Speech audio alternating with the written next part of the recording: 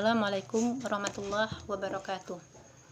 Puji syukur marilah kita ucapkan atas kehadirat Allah Subhanahu wa Ta'ala yang telah melimpahkan rahmat dan karunia-Nya kepada kita bersama, sehingga dengan rahmat dan karunia-Nya tersebut kita dapat melaksanakan proses ujian, yang itu metode penulisan kitab hadis dengan Bapak Pembimbing Bapak Ilham Mustafa. Selawat beriringan salam tidak bosan-bosannya kita kirimkan kepada Nabi Muhammad Sallallahu Alaihi Wasallam yang telah melimpahkan rahmat dan karunia-Nya kepada kita bersama. Baik, di sini saya akan memaparkan bagaimana sih keadaan atau biografi dari Ibnu Khuzaimah tersebut. Di sini saya akan memaparkan tentang biografi Ibnu Khuzaimah, yang mana nama lengkapnya itu adalah Muhammad bin Ishaq bin Rahim. Assalamualaikum warahmatullahi wabarakatuh. Puji syukur marilah kita ucapkan atas kehadirat Allah Subhanahu wa Ta'ala yang telah melimpahkan rahmat dan karunia-Nya kepada kita bersama, sehingga dengan rahmat dan karunia-Nya tersebut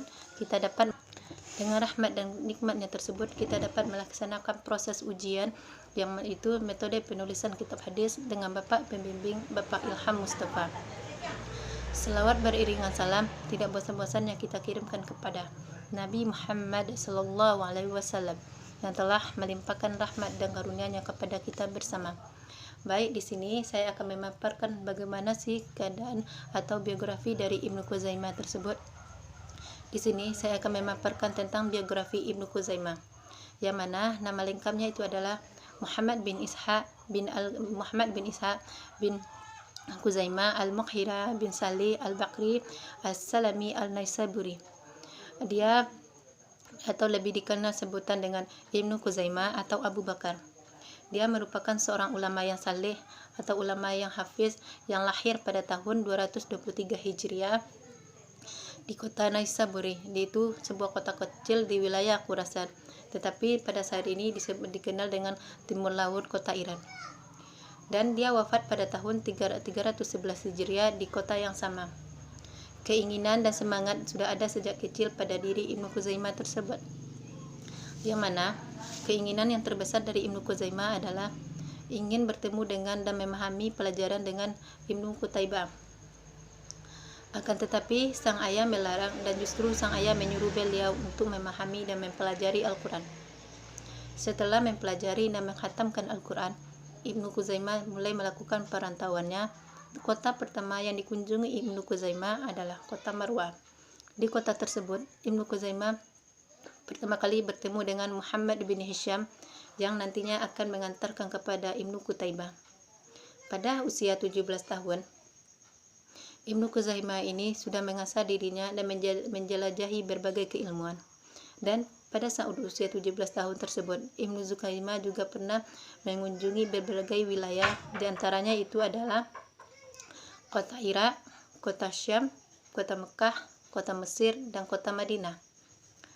Di kota-kota tersebut, Ibnu Khuzaimah dikenal sebagai seorang yang muhaddis dan seorang faqih yang handal dan teruji. Ibnu Khuzaimah ini selain mempelajari Al-Quran, selain mempelajari hadis, Ibnu Khuzaimah ini juga berguru ke beberapa guru, yaitu salah satu di antaranya itu adalah Ishaq bin Humayyah, yang selanjutnya adalah Muhammad bin Humay. Selain itu, Ibnu Khuzaimah ini juga pernah bertukar pikiran dengan guru dan murid yang sekaligus ulama tersohor pada saat itu. Di antara ulama tersohor yang pernah Ibnu Khuzaimah ini belajar itu adalah sama-sama kita kenal, yaitu Imam Bukhari dan Imam Muslim. Dan dari kedua ulama tersebut, Ibnu Khuzaimah ini juga pernah mengambil riwayat dari Imam Bukhari dan Muslim. Begitu juga sebaliknya, Imam Bukhari dan Muslim juga pernah mengambil riwayat dari Imam Sahih Ibnu Khuzaimah tersebut. Selain memiliki guru, Ibnu Khuzaimah ini juga memiliki beberapa murid. Di antara murid dari Ibnu Khuzaimah tersebut adalah yang pertama, yaitu adalah Ahmad bin Al-Mubarak, Ibrahim bin Abi Talib. Selain itu, dapat kita lihat dari segi wafatnya Ibnu Khuzaimah tersebut, yaitu cukup lama usianya, yaitu adalah 88 tahun. Berarti Ibnu Khuzaimah ini hidup pada abad ketiga dan sampai abad keempat Hijriah. Selain itu, Ibnu Khuzaimah ini dalam kehidupannya juga pernah mengalami laju mundurnya peradaban Islam pada saat itu, dan Ibnu Khuzaimah ini juga pernah mengalami bagaimana segi politik dan sosial pada kehidupan pada saat itu. Dapat kita lihat dari segi karyanya, Ibnu Khuzaimah ini menulis karyanya sebanyak 140 karya, yang mana hanya sekarang tertinggal hanya 2 karya saja, yaitu Kitab Al-Tauhid, Kitab At-Tauhid, dan Al-Kitab Mustadrak Al-Ibnu Khuzaimah. Selain itu, Ibnu Khuzaimah ini juga memiliki beberapa kitab. Di antara kitab Ibnu Khuzaimah itu adalah Kitab Al-Iman, Kitab Al-Akhwal, Kitab Al-Imamah, dan Kitab At-Tafsir. Selanjutnya kita akan beranjak kepada bagaimana cara Ibnu Khuzaimah dalam menulis kitab tersebut, atau apa sistematika Ibnu Khuzaimah dalam menulis kitab tersebut. Ibnu Khuzaimah berbeda dengan ulama tersohor tersebut yang dapat sama-sama kita ketahui, yaitu dalam penulisan kitabnya Ibnu Khuzaimah berbeda dengan ulama-ulama tersohor, yaitu Imam Bukhari dan Muslim, di mana Ibnu Khuzaimah tersebut menulis kitabnya dengan menggunakan sistem penyusunan bab-bab fikih, yang mana pada saat itu Ibnu Khuzaimah menggunakannya agar mudah dipahami oleh orang awam. Di dalam penyusunan kitab tersebut, Ibnu Khuzaimah juga memasukkan beberapa sarah. Yang pertama itu adalah di dalam kitab tersebut itu adalah Kitab Al-Imamah, yang selanjutnya adalah Kitab Al-Jum'ah, yang selanjutnya adalah Kitab Imla, di mana dalam kitab tersebut Ibnu Khuzaimah juga memiliki tiga klasifikasi dalam penyusunan kitab tersebut. Di dalam kitabnya, Ibnu Khuzaimah ini juga membagi 3 klasifikasi dalam kitab tersebut, yang mana ketiga klasifikasi itu, yang pertama yaitu bernama Al-Kitab. Dalam hal ini, Ibnu Khuzaimah memberi nama dalam klasifikasi kitab tersebut, klasifikasi dalam Sahih Ibnu Khuzaimah itu dengan nama Al-Kitab.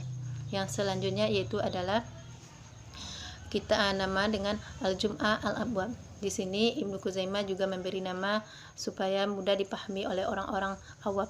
Yang selanjutnya itu adalah dengan memberi nama dengan temah, karena dengan temah tersebut seseorang bisa memahami dan bisa mencari apa sih subtema dalam pembahasan tersebut.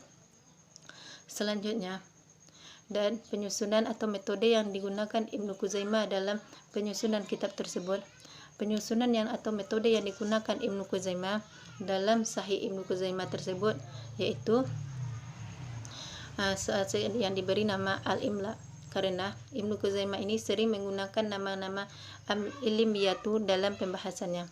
Karena di dalam pembahasan itu yang terdapat dalam kitab Tauhid, Ibnu Khuzaimah ini memberi nama Al-Imla dalam kitab Tauhidnya tersebut agar supaya mudah dipahami oleh orang, dan dalam kitab Tauhid tersebut merupakan kitab induk dari Ibnu Khuzaimah tersebut.